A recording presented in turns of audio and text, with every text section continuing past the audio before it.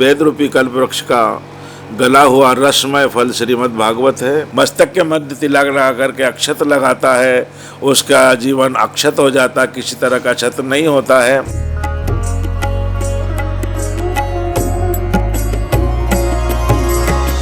श्री राम जय राम जय जय राम श्री राम। इस वक्त हम अयोध्या के राघव मंदिर में मौजूद हैं। राघव मंदिर बड़ा ही प्रसिद्ध मंदिर है और यहाँ पर भागवत कथा का आयोजन हो रहा है। भागवत कथा मध्य प्रदेश के हरदा जिले के रहने वाले कथावाचक श्री नारायणाचार्य जी के द्वारा कही जा रही है। तो इस मौके पर हम भागवत कथा की महिमा और महत्व को जानने का प्रयास करेंगे। देखिए, श्रीमद् भागवत का महात्म्य, जिससे प्रेतत्व भी निवारण होता है, प्रेत को भी मुक्ति देने वाला श्रीमद् भागवत है। निगम कल्पतरोर गलितम फलम सुखमुखाद्रवमृत संयुतम पिबत भागवत रसमालयम मुहुरहो रसिको भुवि भावुकः। अर्थात वेद रूपी कल्प वृक्ष का गला हुआ रसमय फल श्रीमद् भागवत है और श्रीमद् भागवत श्रवण मात्र से मुक्ति प्राप्त होती है और ये बड़ा दुर्लभ है। कोटि जन्म समुत्थेन पुण्य नैव तु लभ्यते।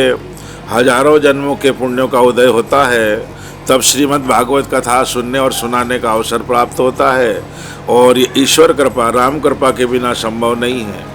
तुलसी ने भी कहा है कि बिनु सत्संग विवेक न होई, राम कृपा बिन सुलभ न सोई।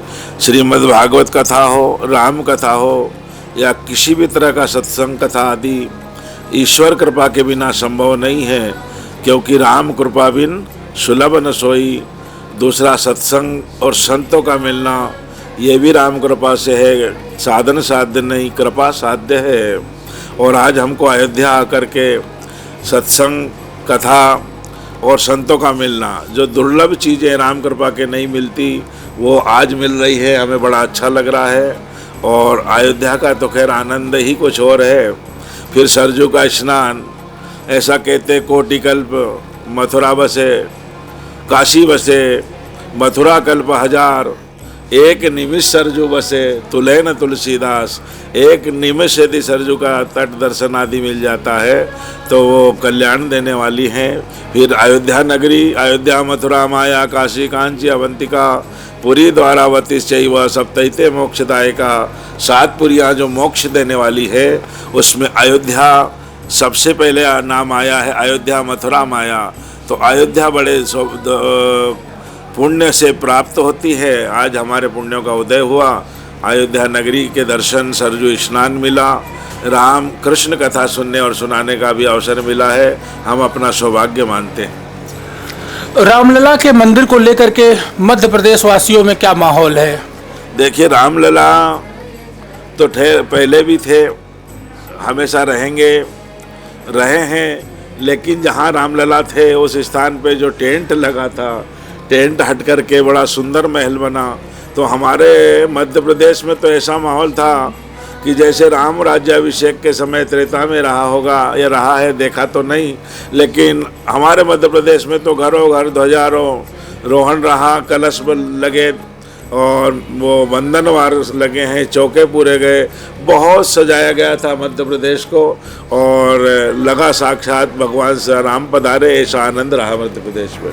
महाराज जी, आपने तिलक लगाया है, आपकी तिलक बाकी लोगों से अलग है, तो जरा इस तिलक का महत्व बताइए। देखिए, तिलक के प्रकार भी होते हैं। वैसे तो रामानुज तिलक है, त्रिपुंड है और जगदम्बा का बिंदिया है और तीनों तिलक वैसे मस्तक के मध्य ही लगाए जाते हैं। तिलक, शिखा और सूत्र वैसे तो सनातन में हिंदू की पहचान है, खैर ठीक है, पर मैं तो ये कहूँगा कि ये केवल भगवान के भक्तों की पहचान है। जो भगवान से जुड़ जाएं तो कम से कम उसकी एक पहचान हो जाती कि अमुक है और सत्संग भक्ति से जुड़ा हुआ है। और विज्ञान के हिसाब से देखा जाए तो मस्तक के मध्य तिलक लगाने से, अक्षत लगाने से, अक्षत का अर्थ होता है जो कभी क्षत न हो, जो सदा अक्षत है। तो जो मस्तक के मध्य तिलक लगा करके अक्षत लगाता है उसका जीवन अक्षत हो जाता, किसी तरह का क्षत नहीं होता है। और कहते इड़ा पिंगला सुषुम्ना तीन नाड़ियों का मिलन भी मस्तक के मध्य ही होता है और तीनों इसे त्रिवेणी संगम कहते हैं। और वहाँ यदि तिलक लगाते हैं तो वो अक्षत और अकाल मृत्यु से भी बचते हैं। दूसरे, तिलक शिखा सूत्र देख करके हम तो कहते हैं कि यमराज भी डरते हैं। बाना दीन दयाल का छाप तिलक और माल, यम डर पे कालू कहे। कालू करके एक संत हुए हैं, उन्होंने लिखा है यम डर पे कालू कहे और डरे भोपाल। तो जो मस्तक पर तिलक लगाते हैं उन्हें यम का भय भी नहीं हुआ करता है। देखा आप लोगों ने, श्री नारायणाचार्य जी ने एक बहुत ही महत्वपूर्ण जानकारी दी कि जो लोग तिलक लगाते हैं उन्हें यम का भी डर नहीं होता और उनसे यमराज भी डरते हैं, जो कि सभी सनातनियों के लिए बहुत ही महत्वपूर्ण जानकारी है कि लोग तिलक लगाएं और यमराज उनसे दूर भागेंगे। मैं देवेश पांडे, अयोध्या।